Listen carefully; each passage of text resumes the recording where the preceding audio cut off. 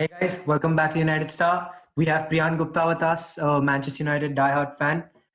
Today's topic is about the three transfers Priyan feels Manchester United should make. So let's begin straight up with the first question, which is the three players and why he thinks they should come. Okay, hi guys. Firstly, Jadon Sancho, he is a no-brainer. He fits the United structure completely. He's young. He's had an amazing 2.5 seasons at Dortmund. He's scored, he's assisted, and he's quick. And we definitely need a right winger because Dan James is good, but he's not Premier League quality right now. I feel he needs time to develop into a quality player. We need Jadon Sancho, and I feel this is all. I mean, our transfer strategy should be based completely on him right now. He is a player who we should go after whatever the cost. I mean, obviously to an extent, but there should be no kind of uh, money balling and playing it hard with him. There's just whatever they say, just go and get him because you need him. He fits your bill completely. Secondly, I would go for creative midfielder. Now I know we already have got Bruno Fernandes, great signing. He's been playing amazingly well, and we do have Paul Pogba, which is a sort of debatable topic. I don't know if he stays. I don't know if he'll stay or no, but I'd still be much more content with getting a sort of backup. Obviously, my first two will be uh, Bruno Fernandes and Pogba, but I would like to have Madison in the team. James Madison has had an amazing season with Leicester. He's amazing down the center. He can play the through balls. He can.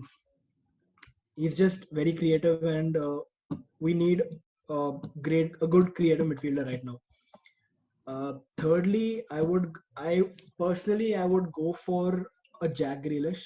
He's been phenomenal for Aston Villa. He's carried the team basically, but I would want Grealish to play on the left instead of playing central. And on the left, there's no. I mean, you can't make Rashford sit on the bench. It's impossible. He's been the United boy for a very long time now. So, and I don't think Grealish should be satisfied with sitting on the bench because he's been too important for Aston Villa. So, as a backup, I would say instead of Grealish, I've been looking at Thomas Lemar. He's not had a great season, a great couple of seasons after moving to Atletico, and that's I believe, but that is because they don't play football according to his style. So he's a sort of player who needs to, get his career back on track. And for that, I think United will be perfect for him because he won't be pushed straight into the fray. He'll be, gradually he'll be pushed into the team, into the first team.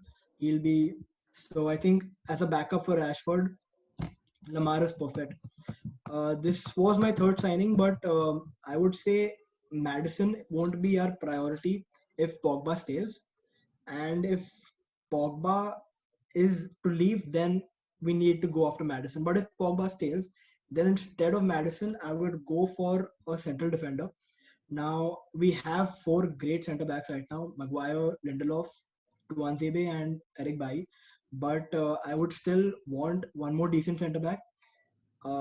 So my first option would be to recall Chris Smalling because he's been amazing for Roma currently.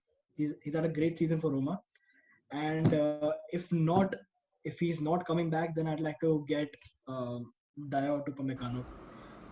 He's not too heard of right now, but he's been playing amazingly well, and he's on the books for Arsenal too. So I'd like to get him. So these are my four signings. Yeah, so what it sounds like is you're basically wanting competition in the midfield, which is a good thing because we've seen Right, United, as soon as our core midfield gets injured, we have a huge drop off and inconsistencies. And right. back, I think I agree with you. I think we have a decent pairing. We just need one more player to fill it up. And I think we need to go the Liverpool way in signing players who are unheard of, like they did, and make them into the superstars. Okay. So my second question would be, obviously you're talking about so much competition. Who do you think is going to be on the bench and who's going to be the backup player? Like you mentioned, James is going to be the backup player, even though he's proved himself in some games this time around. Maybe tactically he'll be deployed for other games. So what do you think it's going to look like next season?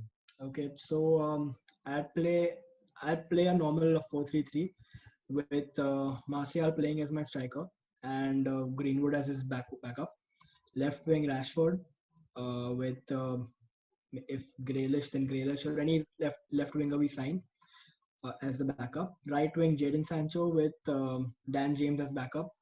In the midfield, as an attacking midfielder, play Bruno with Madison as backup, and behind him as two CMs, I'll play Pogba and Fred with McTominay, Matic, and even Mata for some games as backup.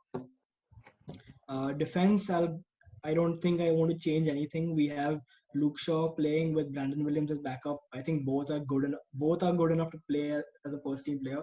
Right back we have Van Bissaka with Dalot as a backup, and centre backs we have Maguire and Lindelof with Bailly and Tuanzebe as backup, and keeper situation here for life. And what do you think about United's ability to actually go out and get players like Jadon Sancho? Because let's face it, we aren't sure whether we're going to play Champions League next season. We don't even know what's going to happen with the season, which we spoke about in the last video, guys. So make sure you check that out. So, do you think Ole has the pull? Do you think we have the money? What's your opinion on this? See, I think with United, it's never money is never a problem.